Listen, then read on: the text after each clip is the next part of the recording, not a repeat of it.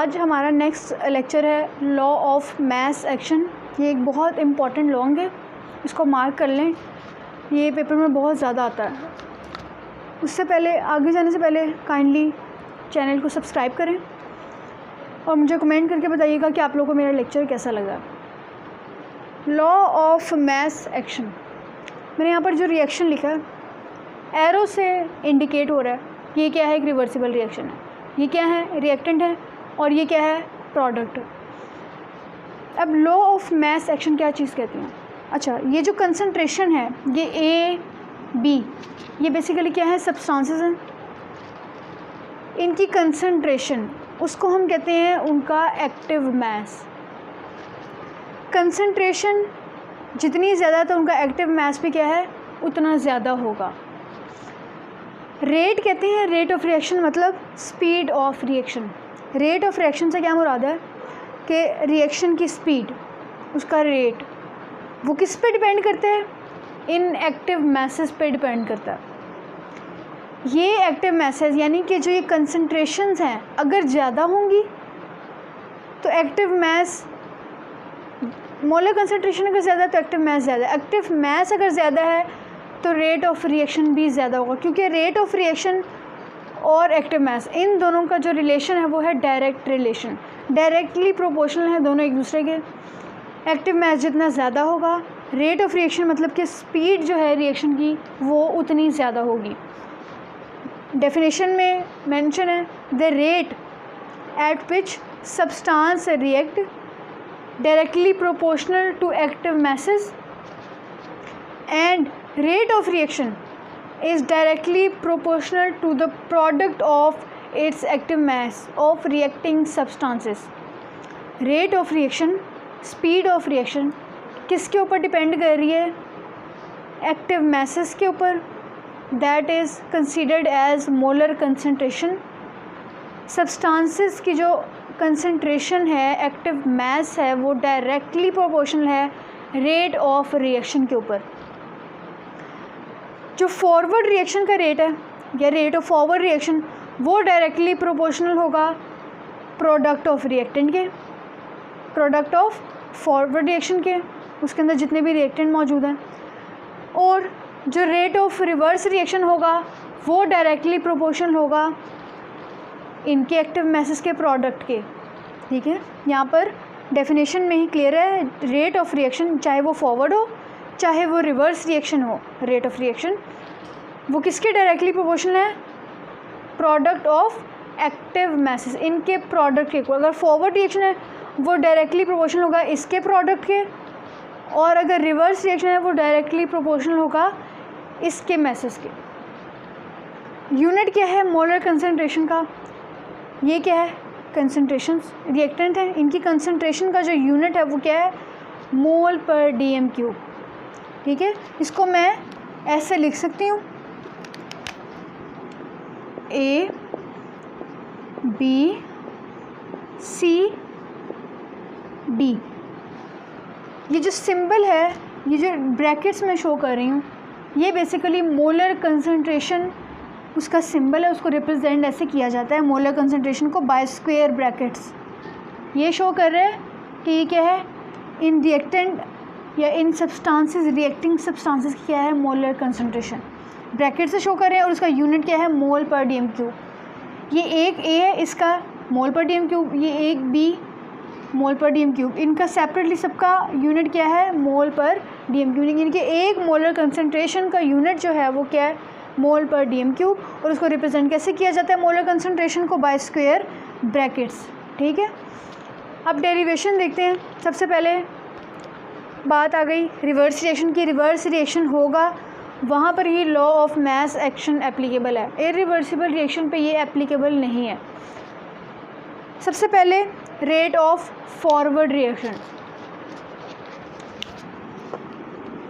यहाँ पर हमने रेट ऑफ रिएक्शंस की बात की है। रेट ऑफ रिएक्शन के अंदर रेट ऑफ फॉरवर्ड रिएक्शन भी आ सकता है और रेट ऑफ रिवर्स रिएक्शन भी आ सकता है। मैं सबसे पहले डेरिवेशन लाती हूँ रेट ऑफ फॉरवर्ड रिएक्शन की।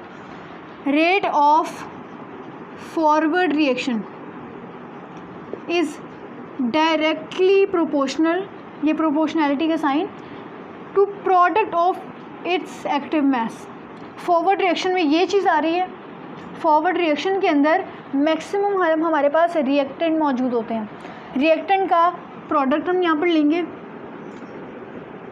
ए बी, हमें इनको कंसंट्रेशन की फॉर्म में लिखना है क्योंकि यहाँ पर एक्टिव मैसेस की बात हो रही है। एक्टिव मैस को रिप्रेजेंट कैसे किया जाता है? By square brackets. Rate of forward reaction is directly proportional product of its active masses. ये डेफिनेशन में ही क्लियर होगी बात। अब प्रोपोर्शनैलिटी का जब साइन हटता है तो कांस्टेंट आता है इक्वल, और कांस्टेंट हमेशा इक्वल के बाद आता है, इक्वल से पहले नहीं आता। यह है के एफ, स्मॉल के और साथ नीचे मैंने एफ लिख दिया। ये वैसे ही ए एंड बी। अब ये के एफ ये रिप्रेजेंट कर रहा है फॉरवर्ड रिएक्शन का constant, constant proportionality constant of forward reaction, क्योंकि हम यहाँ पर कौन सा रिएक्शन ले रहे हैं? Rate of forward reaction. K F proportionality constant of forward reaction. फिर नेक्स्ट है रेट ऑफ रिवर्स रिएक्शन, और रिवर्स रिएक्शन में मैक्सिमम क्या चीज़ पाई जाती है? वो है product. Rate of reverse reaction is directly proportional to the active message of product C D. Proportionality का साइन हटेगा, क्या चीज़ आ गई? K R, proportionality constant of reverse reaction, ये चीज़ वैसे ही सी एंड डी। फिर हमने डायनेमिक इक्विलिब्रियम की स्टेज पढ़ी थी, उसमें हमने क्या बात पढ़ी थी? एट इक्विलिब्रियम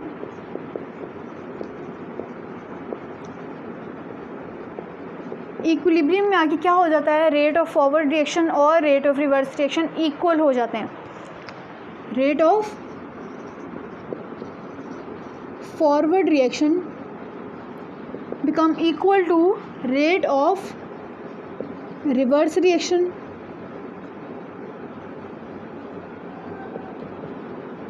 अब रिवर्सिबल रिएक्शन है तो इसमें इक्विलिब्रियम का पॉइंट तो ज़रूर आएगा, इसलिए मैंने यहाँ पर लिखा है at equilibrium rate of forward reaction और रेट ऑफ रिवर्स रिएक्शन क्या हो गए हैं? इक्वल हो गए हैं।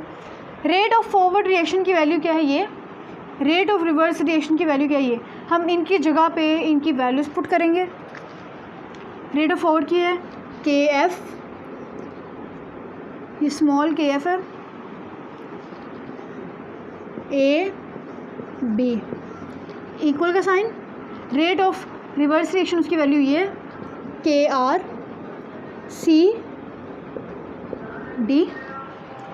अब यहाँ पर के आर मल्टीप्लाई हो रहा है सी और डी से, और यहाँ पर के एफ मल्टीप्लाई हो रहा है ए और बी से। ये मैथ का रूल है कि अगर कोई भी चीज़ एक साइड पे मल्टीप्लाई हो रही है दूसरी साइड पे जाके वो डिवाइड होती है, अगर एक साइड पे डिवाइड हो रही है तो दूसरी साइड पे जाके मल्टीप्लाई होती है। यहाँ पर के आर इससे मल्टीप्लाई हो रहा है, जब इधर आएगा तो डिवाइड हो जाएगा के एफ ओवर के आर। यहाँ पर ये दो चीज़ें इससे मल्टीप्लाई हो रही हैं, उधर जाएंगी तो डिवाइड हो जाएंगी। ये सी डी वैसे ही रहेगा और ये ए बी जो है वो उसके नीचे आ जाएगा ऐसे। एक ये एक्सप्रेशन बन गया। यहाँ पर ये जो के एफ ओवर के आर आया है, ratio of forward reaction to the ratio of reverse reaction, इसको हम कहते हैं के सी। ये इक्वल होता है के सी के।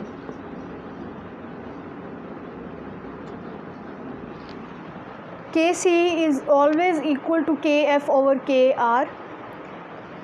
ये अगर के सी के इक्वल हो गया है तो ये भी क्या है? के सी के इक्वल होगा। C D A B.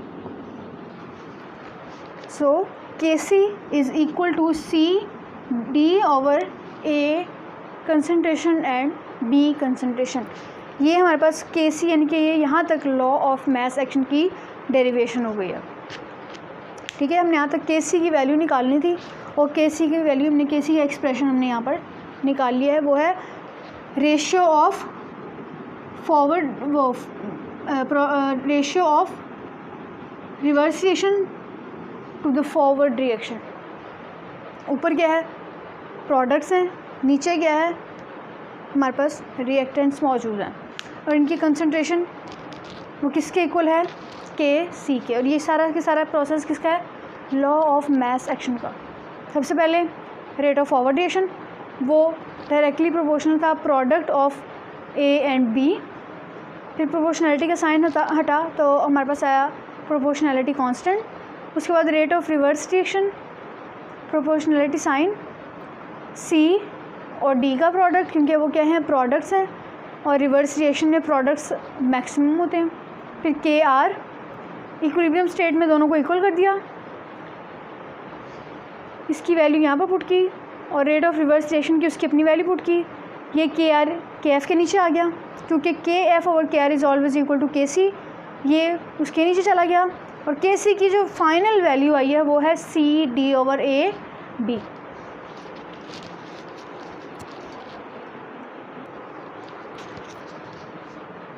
अब यह डेरिवेशन फॉर जर्नल रिएक्शन। अब जर्नल रिएक्शन के लिए डेरिवेशन क्या है, जब जर्नल रिएक्शन की बात होगी, अगर उसने आप लोग को जर्नल रिएक्शन नहीं कहा तो आपने जो पिछला वाला मैंने आप लोग को रिएक्शन करवाया आप लोगों ने वही करना है। लेकिन अगर उसने बात कर दिया कि आपने एक्सप्रेशन निकालना है किसी का जर्नल रिएक्शन के लिए, तो जर्नल रिएक्शन में हमने यहाँ पर नंबर ऑफ़ मोल्स भी शो करने हैं। ये 7 कैपिटल अल्फ़ाबेट्स के साथ जो मैंने स्मॉल अल्फ़ाबेट्स लिखे हैं A B C D, ये बेसिकली शो कर रहा है नंबर ऑफ़ मोल्स को। ठीक है, के साथ 1 मोल है, 2 मोल है, 3 मोल्स हैं, कितने भी मोल्स हैं, ये A B C D ये उनको शो कर रहा है। ये स्मॉल a कैपिटल A यानी कि इसका मोल है, B जो है वो कैपिटल B का नंबर ऑफ़ मोल है, इस तरह से C जो है वो कैपिटल C का नंबर ऑफ़ मोल है और स्मॉल d जो है वो कैपिटल D का नंबर ऑफ़ मोल को शो कर रहा है। सारा रिएक्शन वैसे ही होगा, सारी की सारी डेरिवेशन वैसे ही होगी, लेकिन जब जनरल रिएक्शन की बात आएगी आप लोगों ने ये स्मॉल अल्फ़ाबेट्स लगा देने हैं साथ, और ये जो नंबर ऑफ़ मोल्स साइड पे आते हैं ये हमेशा कंसंट्रेशन की पावर बन जाते हैं। ये हमेशा क्या हो जाते हैं, इस कंसंट्रेशन की पावर में आ जाते हैं। अगर यहाँ पर 1 होगा तो यहाँ पर 1 आ जाएगा, 2 होगा तो यहाँ पर 2 आ जाएगा। ठीक है, नंबर ऑफ़ मोल्स हमेशा कंसंट्रेशन की पावर में आते हैं। A यहाँ पर आ गया, यहाँ पर भी A B C है, C के साथ क्या है C D C D A इधर भी, और इसी तरह से हर जगह जो है वो उनकी कंसंट्रेशन के ऊपर पावर में उनके नंबर ऑफ़ मोल्स आ जाएंगे। इस तरह से जर्नल रिएक्शन में आप लोगों ने ये करना है। अक्सर बच्चे कंफ्यूज हो जाते हैं कि जर्नल रिएक्शन में नंबर ऑफ़ मोल्स के अलावा वाला जो रिएक्शन है वो कर देते हैं जिसमें नंबर ऑफ़ मोल्स नहीं गिवन होते, जो मैंने आप लोगों को पिछला रिएक्शन करवाया।